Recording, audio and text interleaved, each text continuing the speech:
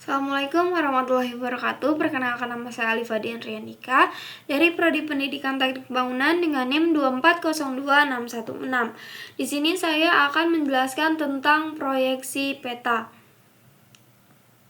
Pengertian proyeksi peta. Proyeksi peta adalah cara memindahkan sistem paralel atau garis lintang dan meridian atau garis bujur ke bentuk bola ke dalam bidang datar atau biasa kita sebut sebagai peta. Hasil pemindahan dari globe ke bidang datar ini akan menjadi sebuah peta. Nah, karena bumi berbentuk bulat, maka saat digambar di bidang datar pasti ada bagian yang berubah, misalnya bentuk, jarak, atau luasnya bisa jadi tidak sama persis dengan aslinya. Dengan proyeksi peta ini, kita bisa melihat letak garis lintang dan garis bujur di atas bidang datar sehingga memudahkan kita untuk membaca dan memahami posisi suatu tempat. Selanjutnya, kita masuk ke tujuan. Tujuan dari proyeksi peta. Yang pertama, agar tidak terjadi distorsi saat menggambar permukaan bumi dari bentuk bulat menjadi bentuk bidang datar. Nah, yang seperti dibahas di awal, karena akan terjadi distorsi yang besar, maka diperlukan proyeksi peta. Selanjutnya ada merelasikan koordinat titik-titik yang terletak di atas permukaan bumi dengan koordinat titik-titik yang terletak di atas bidang datar.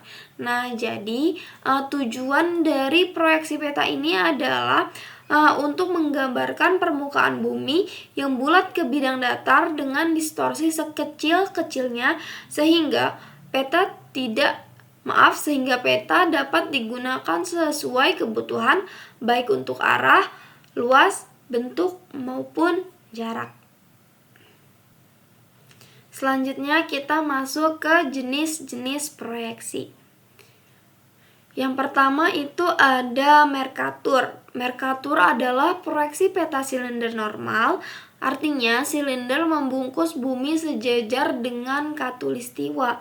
Kelebihannya, arah selalu benar sehingga cocok digunakan untuk navigasi laut.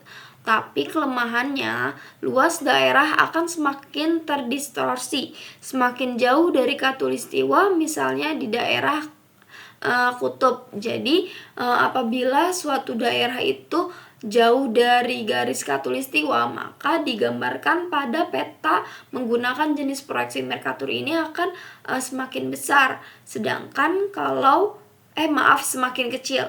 Apabila lebih dekat dengan garis khatulistiwa, maka suatu daerah digambarkan semakin besar.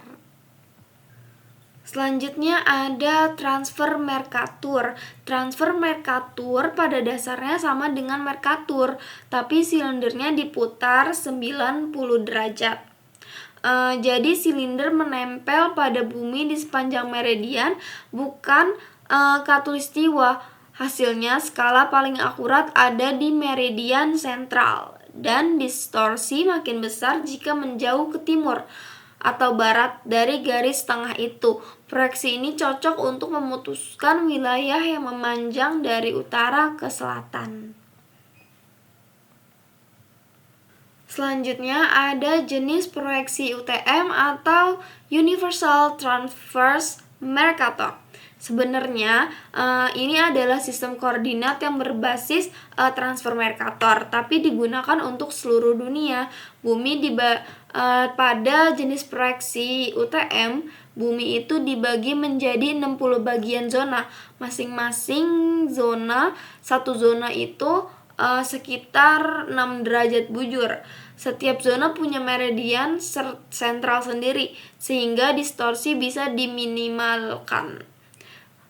Kelebihan UTM, koordinatnya dalam satuan meter, sehingga sangat praktis digunakan untuk pemetaan topografis, JIS, hingga militer. Nah, jadi kesimpulannya, Mercator Jadi Mercator itu lebih enak itu digunakan untuk navigasi laut karena menjaga arah, sedangkan Transfer Mercator lebih cocok untuk daerah sempit yang memanjang ke utara sampai ke selatan. Dan sedangkan UTM ini atau Universal Transfer Mercator sistem global berbasis TM yang membagi bumi menjadi 60 zona agar distorsinya kecil dan sangat berguna untuk pemetaan modern. Sekian pemaparan dari saya, kurang lebihnya mohon maaf. Wassalamualaikum warahmatullahi wabarakatuh.